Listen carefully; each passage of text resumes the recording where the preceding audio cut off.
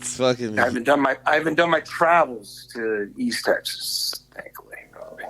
Yeah, it's we're the weird people of Texas, man. It's basically West Arkansas. Texas probably rivals you in a weird kind of way, but Yeah, they're different kind of weird over there. there's a decent diversity of weirdness in Texas. Not like Florida though. Florida's got an amazing amount of diversity depending on this part of the state. I mean, you can literally be like rich, completely bunch of Yankees and Jewish mix of South Florida, or you can be like, they call it down there in the Panhandle, L.A., Lower Alabama. That's what they call it. Like, you know what I mean? Like Pensacola and fucking Tallahassee and the Destin and Alabama City, all those beaches. That's where you're from, right? No, hell no. No, I'm from D.C. area, Virginia. Oh shit! But I lived in Orlando, Florida, which is central, for a bunch of years. Yeah. Yeah, I thought you had spent some time in Florida or something when I first met you. Yes, sir. Right on, brother. Well, shit, dude. How's Vegas treating you? That's pretty good. I mean, a lot has changed, unfortunately. We lost our number one venue, rock venue, this place called Counts Vamped. Very, very nice venue. So they unfortunately decided to close up and sell it. When did that happen? Man, that happened early summer, like late spring, early summer, that time. So very unfortunate. So where have you been able to fill in the gap on that, or is there a new venue coming up, or how's that working out? You mean as far as just for the scene, oh no, man, it's pretty. I'm telling you, the scene's not all that strong here when it comes to original rock music. It's pretty darn weak. There's really not that many people into it, and so it's kind of cliquey or tribal here.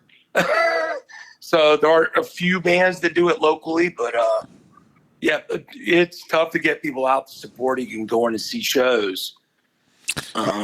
With bands that people don't know, they just don't do it much. And there's not already any stoner rock here. Stoner rock, doom, and heavy psych. It's not even a handful of bands. And was Vamp the main place you were working with as far as booking shows or whatever? The last number of years. But I stopped booking shows. I might do like 2 shows a year. So I don't really consider myself a booker anymore. I do that usually for like Planet Desert Rock alumni. So that's kind of it. You know what I mean? I stopped doing it.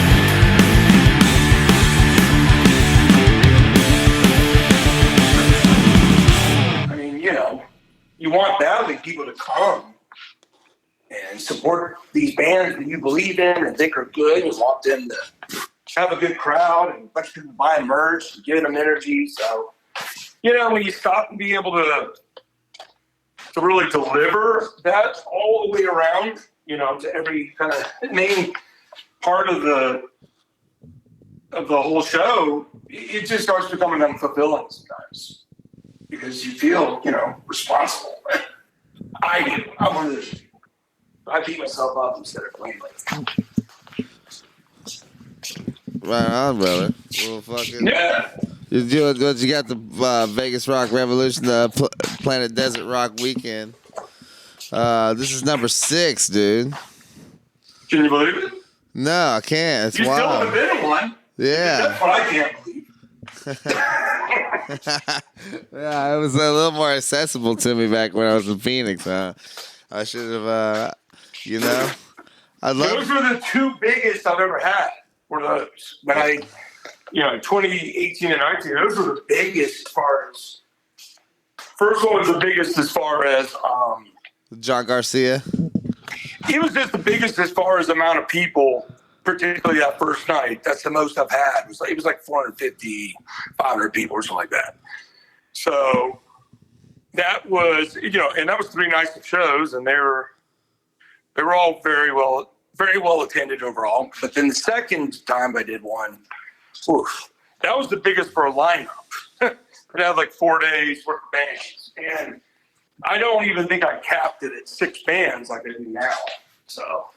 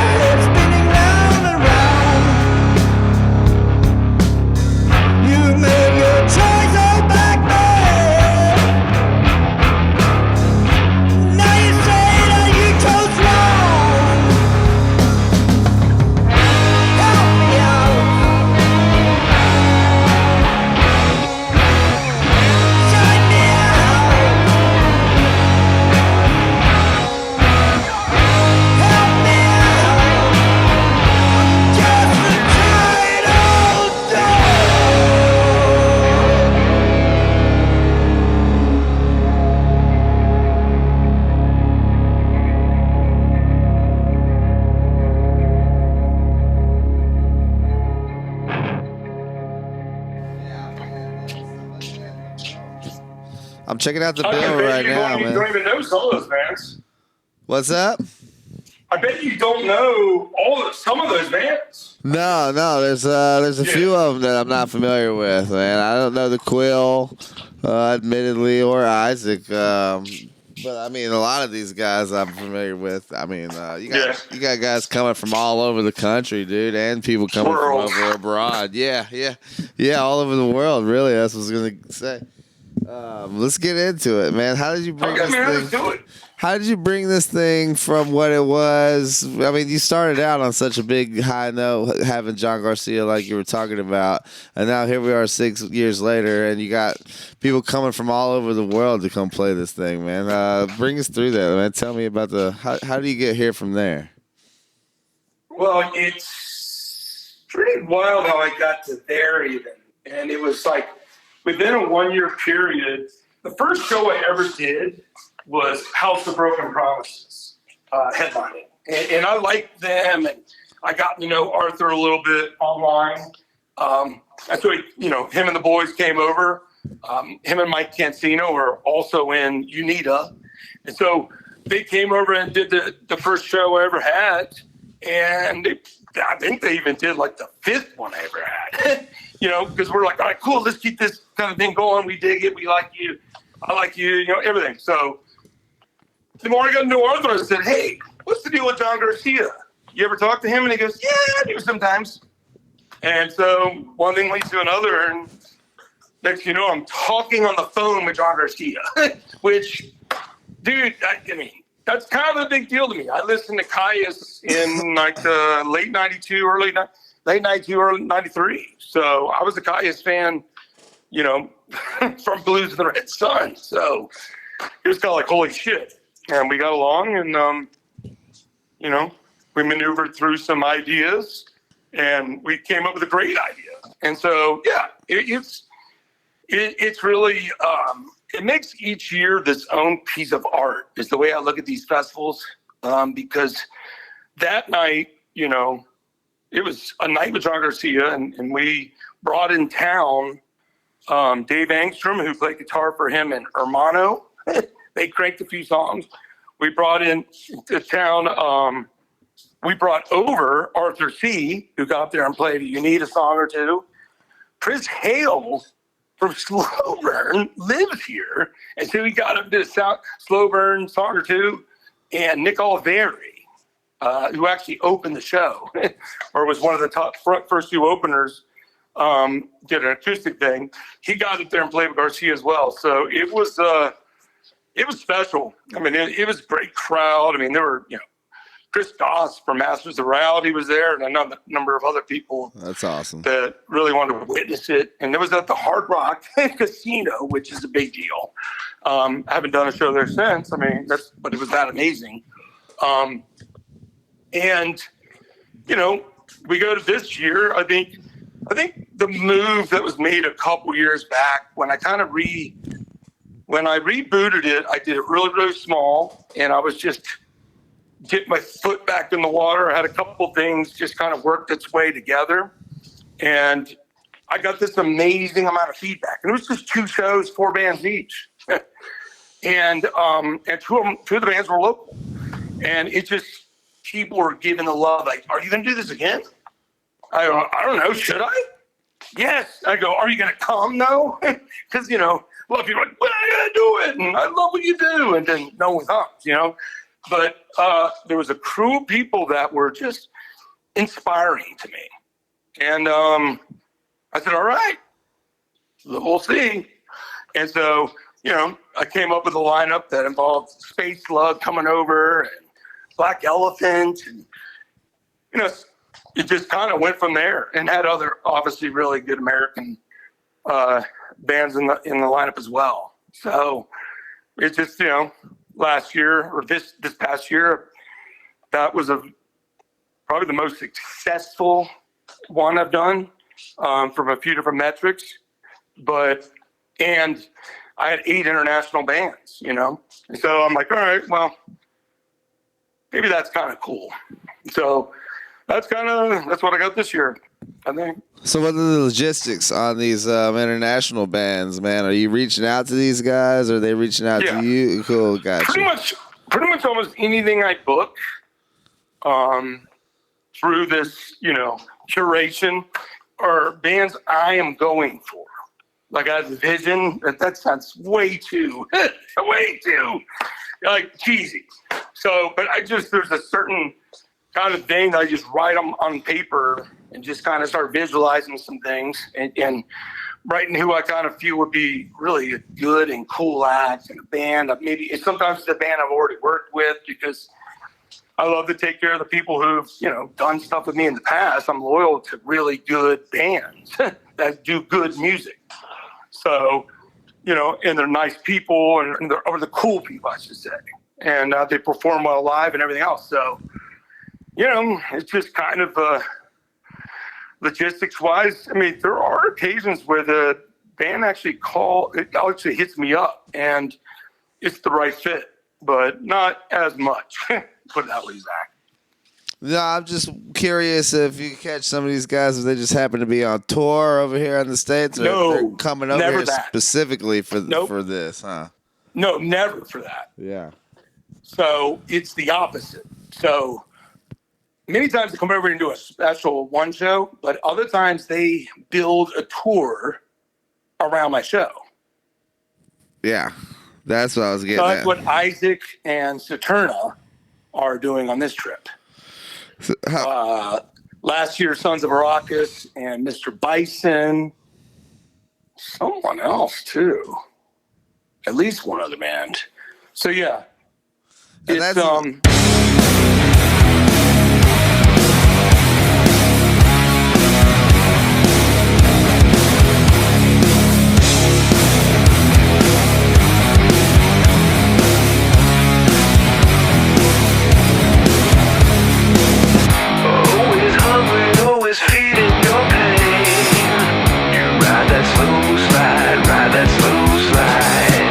Looking for something to cover the stain.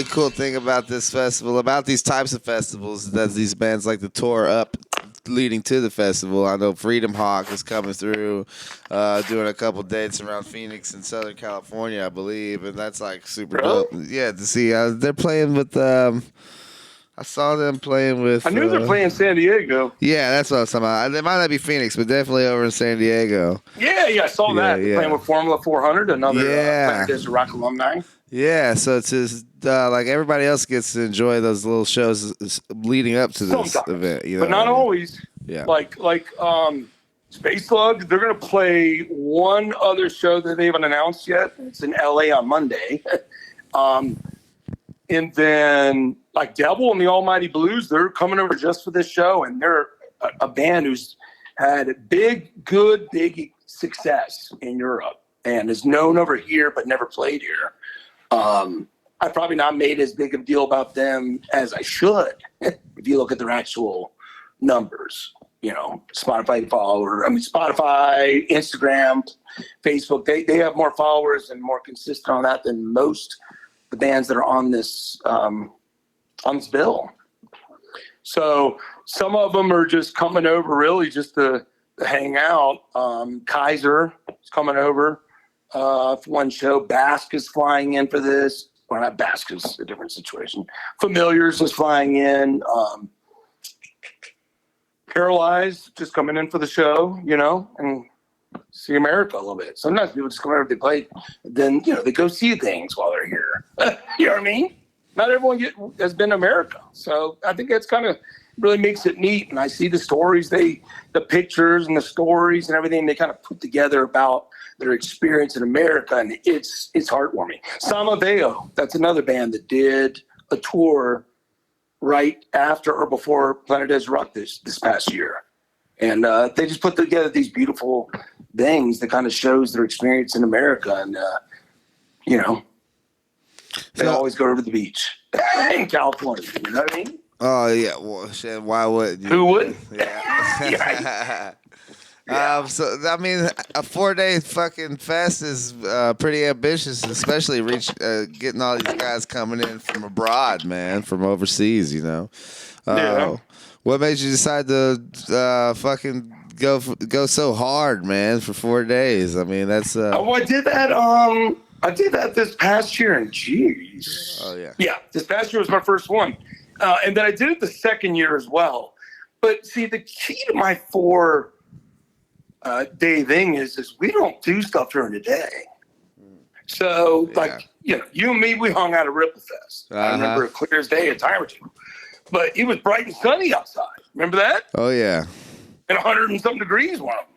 Yeah. So we're not doing stuff during the day. The first sets will generally happen in the 6:30 to 7 range, maybe 6, maybe one of these nights on the weekend. And so people get to go to all these cool museums. A lot of people don't realize there's cool shit to look at besides the beautiful casinos and all that in the Strip and the gaudy stuff. We got a punk rock museum. And I think the guy, oh shit, that's horrible. I don't remember. A pretty somewhat famous guy in the punk / underground scene is going to be doing walking tours of punk rock museum that weekend. Oh, that's killer. Which is a cool thing. Yeah. It's got readers done that over there before, and a number of other people that are in and out of the scene. And I mean, we got the Mob Museum, which is super cool. I mean, Vegas is a mob city. So much of our history and how things kind of got elevated were in part due to the mob, you know, before fucking corporate structures and things made it, you know, stale in some way. So Bugsy Siegel. Yeah. Where is the usual place located over there in Vegas? What's that? Where is the usual place located over there? It's in the lower end of Fremont Street. So okay, so we're talking Old Vegas, yeah. Yeah. And it's at the very end of Fremont. It's over down past this place called Atomic Liquor, which is a bar that's been around for like 60 years, 70 years, something like that. Got some great storyboards kind of telling you a little bit of the history. a lot of people stay at the El Cortez, which is on Fremont, and can walk to the usual place every night. So that's kind of the cool convenience we have on this one. And the Cortez used to be owned by Bugsy Siegel. Yeah. Yeah. Yeah. And so, I mean, we're talking like a good batch of people are staying there. Others staying at the Stratosphere, Sahara, all are really good deals. I mean, honestly, rooms here during that time of the year, it's cheap. But it's not cheap like what people used to visualize Vegas being. Because if you can get rooms under $100 almost anywhere, that's pretty damn good.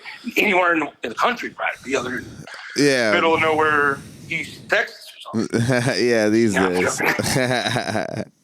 It's all right, man. But yeah, man, it's just kind of. I didn't look at it as by making it bigger. Some of the logistics, I'm pretty comfortable with the overall planning and logistics because this is my sixth one doing it, and I had a career previous to all this stuff that involved planning and organizing and driving through something from plan to actions, making things happen. So there's always bumps in the road. So I kind of have to prepare for that all the time. And sometimes it's a real pain in the ass.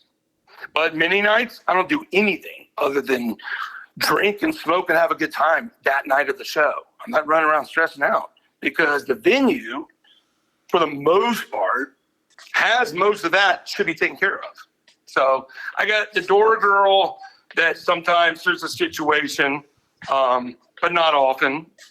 Like this year I had to run off and go tell them that they could let Bobby Liebling in because somehow or another, I didn't get the message it was coming. So that was funny.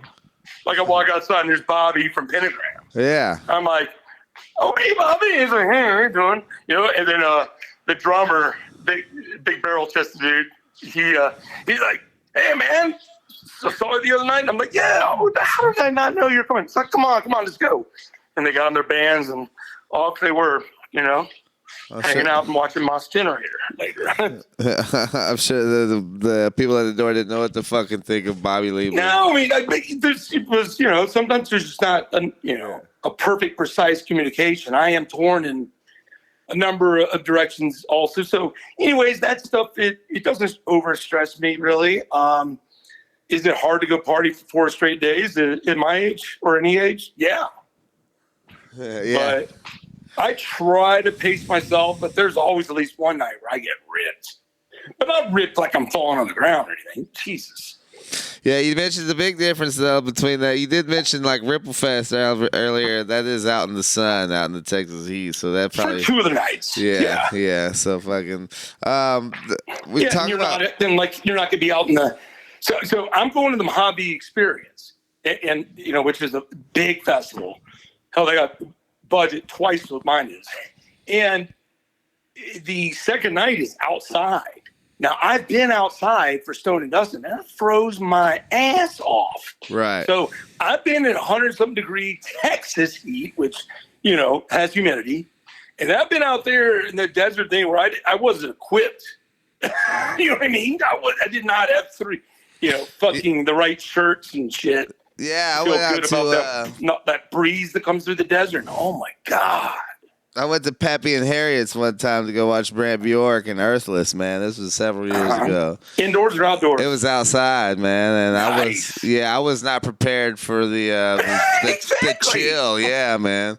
Once the sun goes down, that wind chill, man, it'll freeze you out. It is. That wind chill cuts you like a knife. So anyways, I'm still going, but this time I probably go. I don't even have a backpack. I don't think so. I got to go buy a backpack and then shove in whatever the hell kind of extra clothes, 3 layers of a shirt or something, like a hoodie and another layer, and then I almost feel like I need to buy some long underwear or something just to prepare, which I haven't worn since I was 7 or something. So anyway, we're talking about that's the great thing about Vegas. Nothing against all those, because those are all have their own adventures to it. And actually, Texas Ripple Fest weather the last couple of years has been all good as far as I'm concerned. All good. Oh yeah, it just makes it a little easier to party when you're in, not out there in the heat all day. You guys got a lot of your bands are overlapping between you and Ripplefest, man. Is that by design or is that just because you're all buds? I think that Ryan and I have very similar taste. We're buddies. We share music and other things together as well. And I think that. The ancient Egyptians built an incredible complex of temples that were in reality astronomical observatories. The temple of Amun-Ra, the sun god and creator, is aligned so that its axis points directly to the sun.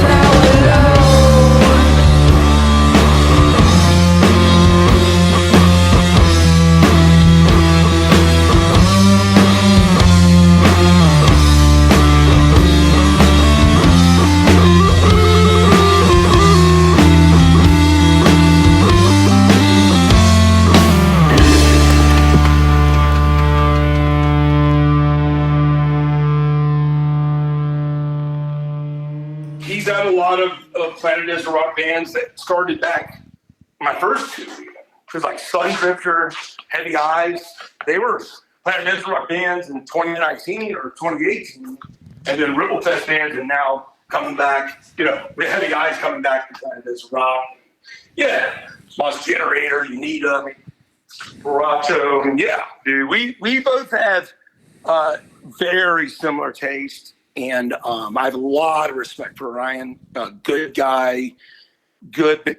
I go every single year, you know. So when it comes to festivals, it's good when you see other festival creators support each other. So I'm a big believer in it, just like I'm going to Patrick's as well.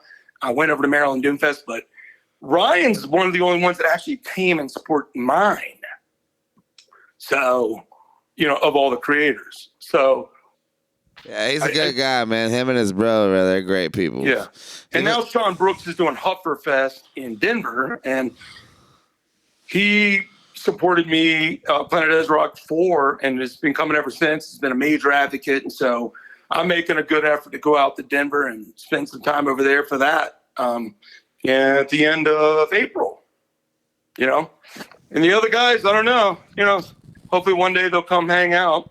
Reese from Desert Fest, actually, he was part of Planet Desert Rock's reboot when I had Steak. So Reese and I go pretty decently back and have partied before. Oof. So he's supported too. And, you know, Desert Fest is, for me, just a legendary branding at this point in time in Europe. Like, he's got it going in so many of those big cities and different spots. It's very impressive. Do you ever get over there across the pond and go check out any of those Desert Fests?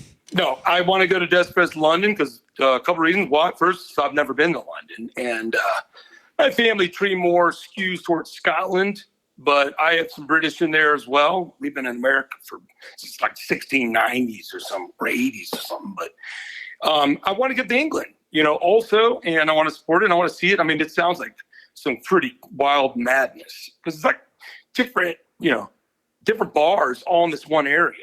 Yeah. And one of the bars can only fit a certain amount of people. And so they got people waiting outside. You can't even get in. It's full every time almost. I follow High Desert Queen. I watch when they go over there to Europe, and it just every show is packed out, man. You got people fucking outside, just like you said, every night, man. Yeah. And I'm excited to have Ryan back. High Desert Queen was part of my reboot show when I first restarted the third one, and they played one night where I had Sonolith open up, High Desert Queen, Salem's Bend, and then Nebula. And it was Nebula with Eddie on fire. Yeah. So those are fun ones, you know, and Eddie is like, I've had Eddie 3-4 different times in Vegas over the years. He's had some rough situations, people dying and leaving the band and all that. But that night, he was inspiring. I mean, people were like getting off on Nebula that night. They had the tone, the sound was locked in. Really important to me, Zach, is sound. Good sound system, good sound guy. I'm paying for a good back line. Usual Place can hold the sound good. I got a trusted sound guy in backline. I got Arthur C. coming in that's providing the guitars, some of the pedals, effects, and things like that for the international bands because they don't fly over with their instruments. Oh, yeah. I imagine it costs I can imagine how much it costs. So you got Arthur C. from Unita providing a bunch of rad, stuff to use. That's cool, man. I met him out at the Ripple Fest a couple years back when they played. Super nice dude, Arthur. Oh, I give that. I mean, dude, I owe, I don't get anywhere where I am and doing whatever I'm doing, when it comes to Planet Desert Rock without people like Arthur C. So he's been there from the minute I started booking shows. He's the first show. The second band I booked on that ever was Salem's Bend, who, played Planet Desert Rock a couple years ago. And Bobby, I booked Bobby to come over here to Vegas like 4 or 5 times. And then the other band was Void Vader, where, I did a lot of marketing and stuff and helped them along the way. And sadly, they broke up after they kicked Eric out or whatever, but they were unbelievably good band. So you stay loyal as much as you can to the people that are communicating are good, good at it, being cool with you and not, any fuckery. I So just watched think that's the important part. And so I don't get anywhere without that. And then now this great super batch of people that have just said, John, we love it. We don't even know all the bands. We don't even care because we trust you. And when you hear that, you're kind of like, for a minute, I feel something in my pants. Like I'm getting a little like, whoa, hey. It's like almost a wing, swing. Because it's just such a great thing to hear. Hate to be so ridiculous. When John's rocking, don't come knocking, man. Jesus Christ. Why did I even go there? But you get the point. It's really like, it's humbling when you hear that. And you're like, oh, man, thought it was going good. But sometimes you don't know it unless people tell you, I think it looks like it's going incredible, man. Like I said, this is year 6. Buy your tickets. Buy your flight. I'll let you over for free this time. Buy a flight. Come on. I was just talking to my lady over here, man. We might just jump on a plane and head that way. You got one band that's sticking out to me right now is the Dirty Streets, man. How do they fit in the mix? I love me some Dirty Streets. Listen, anyone who knows me from like Doom and Stone or Rock is Dead, I guess there's any of these kind of podcasts or stuff I've done or even what I post, I'm a rock and roll person. So, yes, stoner rock is this beautiful thing that I've discovered in the last, X amount of 15, 20 years, whatever. I knew Caius before there was stoner rock, kind of thing. But Dirty Streets fits into the kind of rock and roll I like. Yeah. Like, I like a good chorus. I like melodies. I like vocal melodies. And Rival Sons is a band I got into where I didn't know anyone else who knew who they were. It was kind of the way I was with Caius and a few other bands like that. And so Rival Sons has gotten bigger and bigger over the years. It's the same kind of thing. It harkens back to a 70s authentic sound. And this stuff isn't, relying on studio tricks, and production that you'll never be able to recreate live. Dirty Streets writes, songs that are earthly, and tell a story and give emotion, I think Justin Toland is an excellent songwriter, vocalist, plays the main guitar. And, he's going to play Staying Alive. These guys are going to play Staying Alive, the Bee Gees remake. Have you heard that before, Zach? Yeah, man. I was listening to it earlier. Sultry, smooth, and he's going to play a song that they don't always play, but I asked them, and they're like, yeah, absolutely. And it's a song about a woman, man. It's a song about the inspiration of having a woman and what happens. And when I see my light, and it's just every time I hear it, it just makes me feel good. It's just just rock and roll. So I think Dirty Streets is one of the best at doing it. They're unheralded. They're not, all over social media and everything else. So I've known the boys for a while. They've done a couple shows for me, and they knew also that I was an advocate of them early. So yeah, man. All three of those guys are great guys. I think there's a lot of rock and roll on this festival. Paralyzed, which is a Germany band coming over from, that's on Ripple. Nice. Yeah, they're like the Doors, but with much heavier guitar, like jamming guitar instead of, picking around and, just, atmospheric and stuff. This is more like, we're going to drive it. And great dynamic looking band, beautiful, I think her name is Katharina on guitar and organ. So we got her set up with an organ. This is the first time I've ever had to do this. Set up keyboards for the backline. But in their songs, you just hear it. And you're like, they have to have it. So I'll pay extra money to rent this organ, for the day. And it's going to sound unbelievable. They're like just rock and roll. And Westing is like a Led Zeppelin kind of. Yeah, that's on Slow Season. It's called Slow Season. Yeah. You like them, right? Yeah, I used to jam Slow Season. Why are they doing the same? Are they playing the same old songs as Slow Season, or what's up with that? Is it So Westing has an album. Oh, So they'll probably. I think they'll probably play a mesh of both. I mean, Slow Season had like 3 albums. Yeah, fuck yeah. I mean, they got a classic the only sound. Difference, I mean, I even asked him, like, you sure you want to go by Westing still? Because, like, the guitarist from All the Witches, he did the album with him, but that guy's so busy, I don't, how often does he, fly over to the nowhere, California? And, I don't know. He could record it on whatever. But anyways, the point is, so they have another guitarist playing, instead.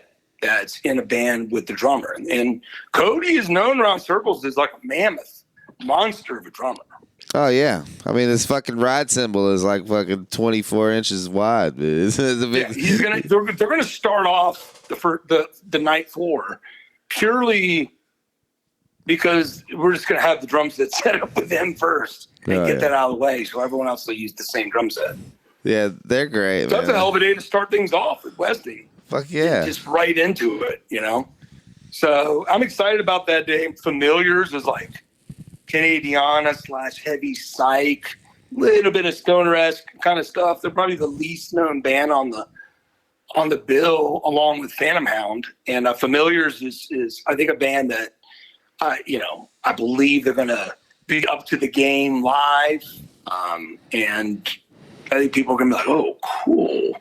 And then, a couple bands later will be Basque, which is, a band that's coming off an amazing album last year, in my top 10 albums of the year. So Basque is a little bit of Americana in there, but more like heavy psych, even some doom / stoner stuff there, but great vocals, Zach. You got to check out Basque if you don't know who they are. Yeah, I was listening all day to your playlist on Spotify, man. And, really? Tell me a little bit about that. Some of the best stuff really stood out to me, man. It was really interesting, man, some of their songs. Interesting. Yeah. I think as a musician, probably even more so for you guys, because the different time signatures and stuff happening. Almost country elements. Yeah, like you said, Americana, almost country, sort of like slide guitar elements. Familiars has that too. Yeah. Yeah. Very much. Their first single off their last album has this one break where it's totally like, just goes into like this quiet country kind of vibe for a moment, and then it kicks back in. I love bands with dynamics, and Sunday will be pretty chill. I'm not chill, but a little more up and down with our emotions. But damn, we're not going to get a live wire stuck right in her butt with Hide as a Queen. You know what I mean? It's just right in your face. And, we need to wake up on Sunday because we've been partying for 3.5 days. Yeah. We're all Gen X and Gen Y and some boomers. You know what I mean? That's it. It's not like a bunch of any 20-year-olds are hanging out. Yeah, right. We love them too. I mean, but they probably be like, oh, a bunch of fucking boomers. I'm like, I'm not a boomer. I hate that. That's hilarious, man. I'm always like, dude, I'm not a fucking boomer. I'm meat potatoes Gen X motherfucker. We're the ones that don't talk much till you talk shit. Yeah. And then we got to come back at you. But yeah, I mean, everyone's welcome. And we got, we got people coming over from Germany, a guy from Bolivia bought tickets, Scotland, England, I think Netherlands again, and Canada. We don't have as many Canadians this year for whatever reason. So, as we know, have you spoken with all over the country feeds into this thing. Have you heard from John Garcia lately?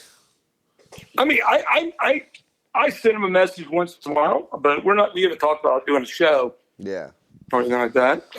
But he's played Planet As Rock the first 3 years. Yeah. So Freedom Hawk playing this year will make it the 3rd time. And so that's tied for the most times played Planet As Rock. And so I do want Garcia back at some point. This is your second time having Atomic Bitchwax, huh? No, it's only the first. This is the first time? Never had them. They haven't played Vegas in who knows how long. They were fucking back in Psycho days, I imagine. I don't even know if they played Psycho. I want to say one of the first ones they were there.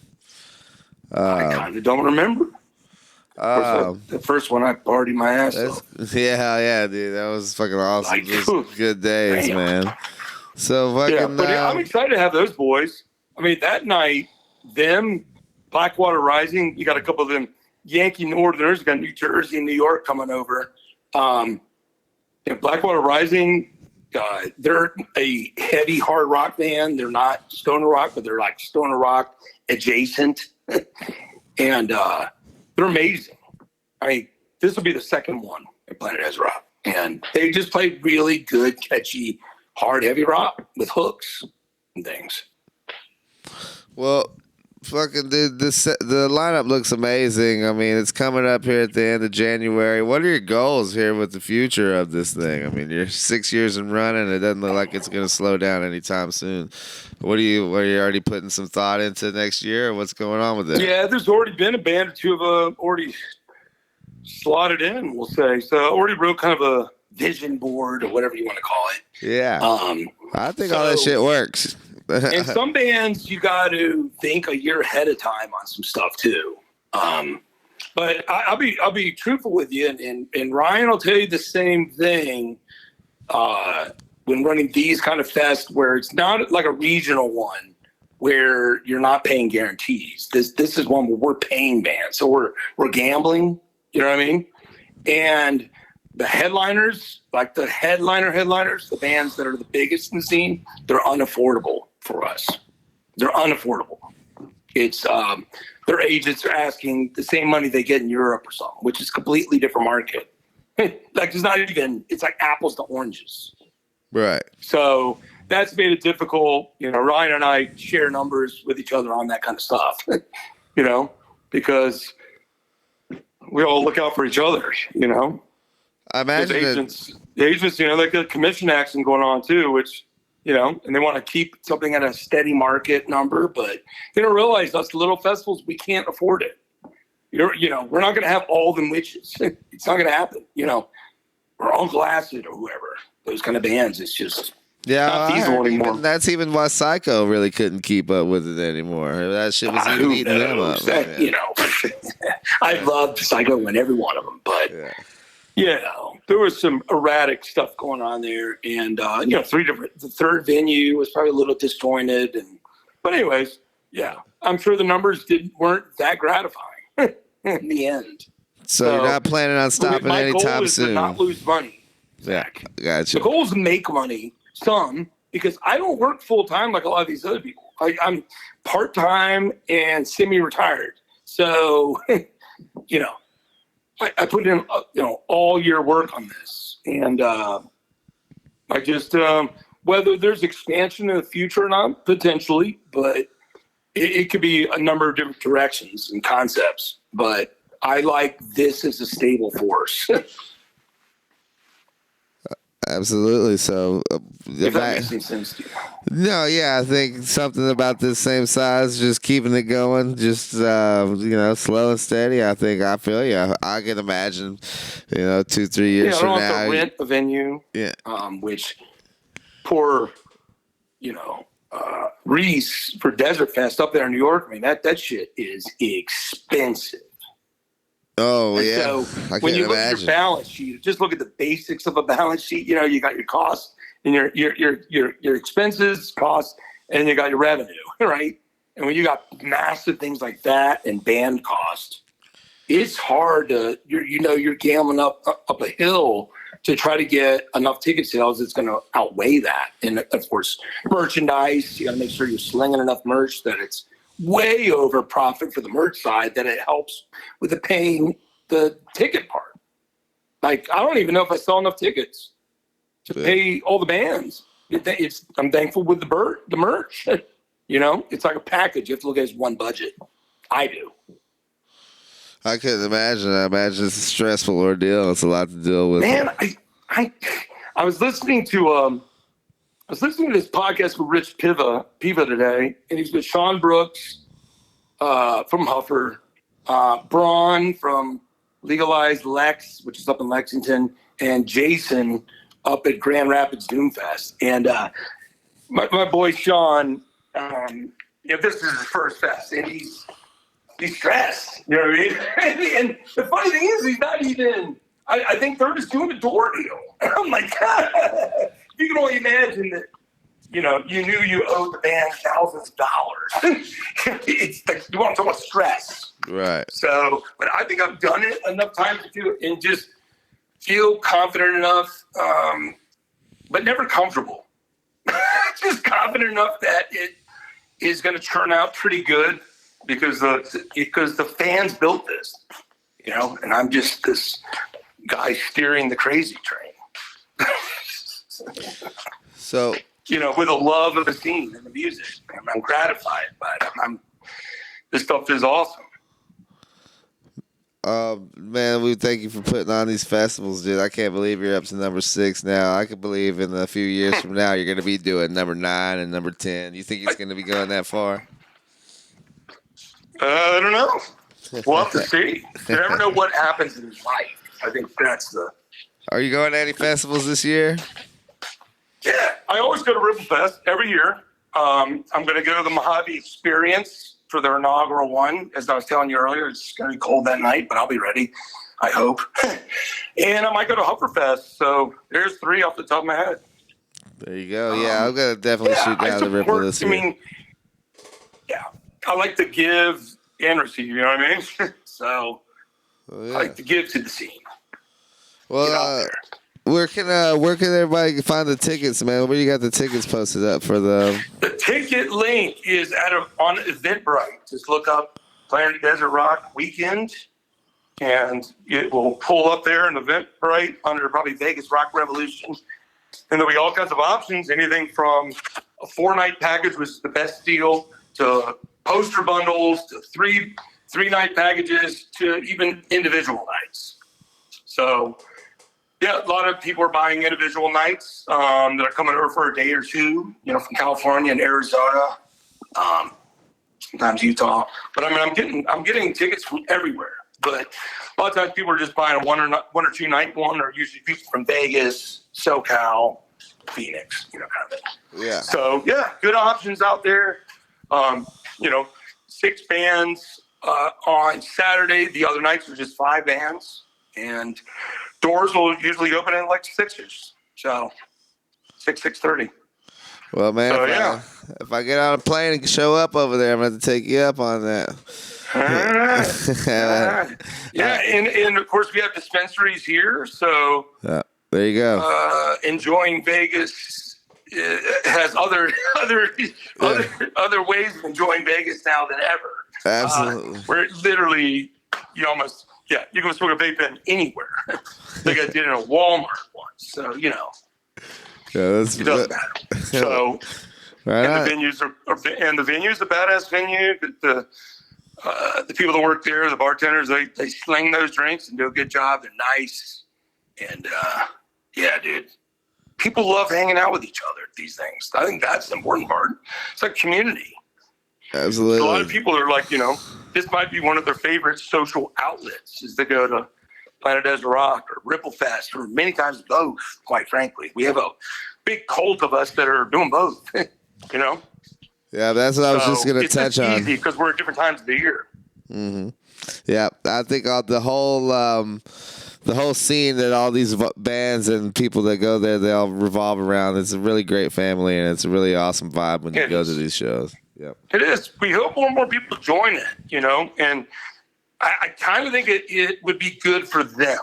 And this isn't me being a salesperson. It's more thinking from a personal side is when you have something really good and fun to look forward to in your future, it helps you cope with the everyday grind at times where you're like, oh, I just gotta work my ass off the next 3 weeks. And I'm hanging in Vegas for 5 nights or whatever and letting loose, seeing friends.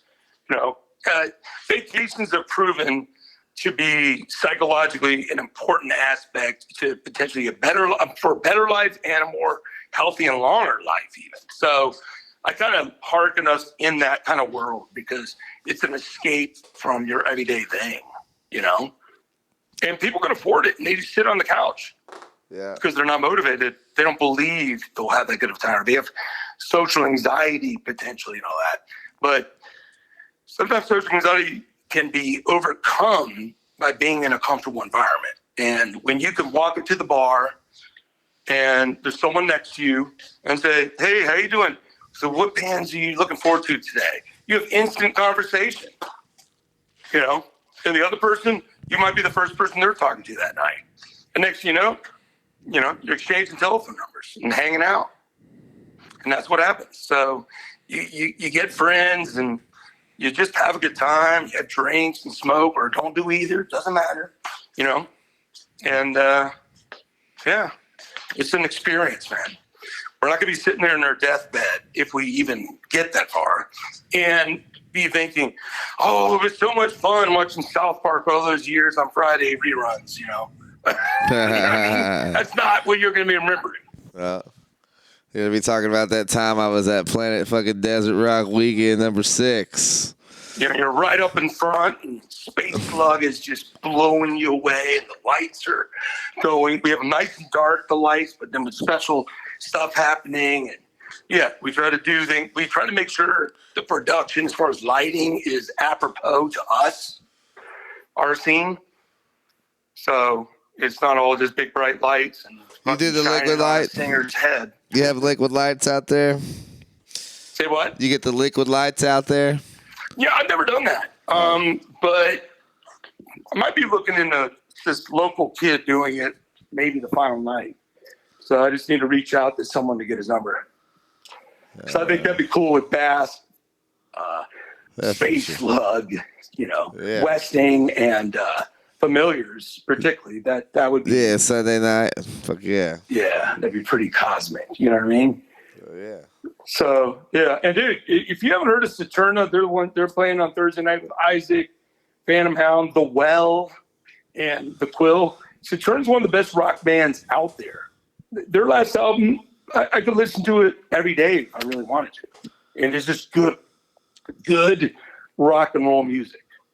I'm gonna keep jamming that playlist that you put on Spotify, man. That shit. There's a lot of badass stuff on there. Cool, man. I appreciate it, dude. Zach, I appreciate you doing this kind of thing, and of course, hey, what is it? Way back in 2018, you played a Vegas Rock Revolution show or two, didn't you? Yeah, way back in the day, man. I can't even remember where we were at. The Dive Bar. Yeah, that was you played Dive Bar on one of my shows. Yeah, fuck yeah. I think King might have played that night. I can't remember. That was the night with King. Oh yeah, that's it. Yeah, with King. That's funny. Yeah. I was just thinking about that.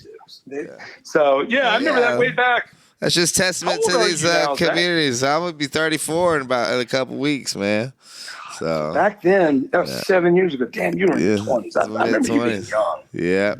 That's just testament to the scene that we're in. It just goes to show, like, you do make great friends along the way, and it's like lifelong friends and relationships. I mean, all the people that I've met with going to all these shows and festivals, it's just been such a blast. And here we are 7-8 years later, still shooting the shit and still going to these shows together. In the end, for some of us, this is an option we like to spend time doing. Yeah. You know what I mean? Oh, yeah. And it doesn't mean you're even subtracting from something else. Yeah. Sometimes it's just adding to life. Yeah. And, And, I have my best friends come in town from Orlando, Florida every year and come to my festival and we hang out, as much as I can every year. And we hang out at Ripple Fest too. And I've known these guys since fourth grade, the other since high school. Yeah, I think a lot of times these things also become like a destination point, man, throughout your year. Like you were saying, something to look forward to. Yeah. Like, not only are we going to go to Vegas and go to the show, but we're going to go to Vegas and, you got all kinds of things to do. Do all that shit. You bring your chick with you. I mean, you got all kinds of things to go see. Exactly. And people hit me up. I'll be like I'm not going to arrange things, but I can be a concierge and give you some suggestions pretty easily. Mm-hmm. To all people. Anyone listening, if anyone's listening. We hope they are. Well, John, I appreciate you being on here, man. Thanks, man. Hey, thank you so much, brother. And we're going to keep putting on people from the festival leading up to the show, man. And right on. We appreciate everything you do, and we'll touch back with you after the festival, man, and see how everything went down. All right, brother. Sounds good, Zach. You take care, buddy. You too, hopefully, see you soon. Later, brother. Hey, guys, did y'all see that Spin Doctors documentary today? Man, I didn't realize that Little Miss was actually that deep. You really listen to the lyrics, guys. Listen to the lyrics. It's a lot better than we thought. Oh yeah, you know it. Guys, hold up. You think you saw it? No, absolutely. Nah. Hang on. Need to talk to you guys. Been looking for you. Hey, what's up, man? Guys, I've been trying to get a hold of you for all week, and apparently your phone's not working. So, Says it's kind of spotty. well, okay. Well, we're gonna work on that because this is important news. Okay, I'm interested in this. What do you have for us? First, High Desert Queen sponsorship. Feast your eyes on this. Look at these bad boys. Huh? You ever seen anything that cool? Sunglasses? Are those the coolest things you've ever seen? Why don't you pop those on right there? Sunglasses. Not just any sunglasses. This is space age technology. There was that UFO crash out in Roswell. You heard of that? Apparently one of those aliens was wearing one of these bad boys. All right, so why don't you pop those on and see what you think. Nah, I'll pass on that. Just put them over your eyes. That's how it works. Dude. Dude, What? what happened to your shirt? It says I love y'all. What? You gotta try these. No, I'm out. I mean, I feel like if we needed some kind of sponsorship, how about music next time, huh? That would be more appropriate, I think, than sunglasses. Not everybody listens to music, but So- everybody wants to look cool. You know what I'm saying? Yeah. Okay. You gotta think bigger picture here. Thanks, guys. Right. I'm out of it.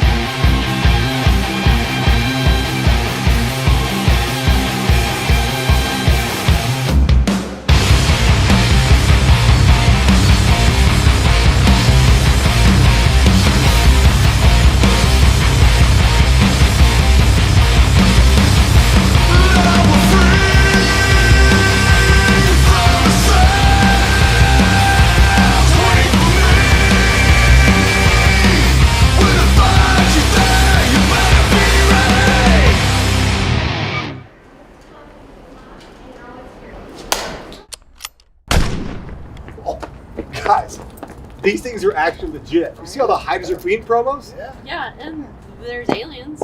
I already knew that. But I tell you, you love them, right? All right, you actually might have come through on this one. I always come through. You might have actually come through. I always come through. Trust me, guys. Just trust me. So can we talk some money here? See you, boys. That's typical. Always does that. Somehow you skipped out on the money again. We've got to get a different manager. This is insane.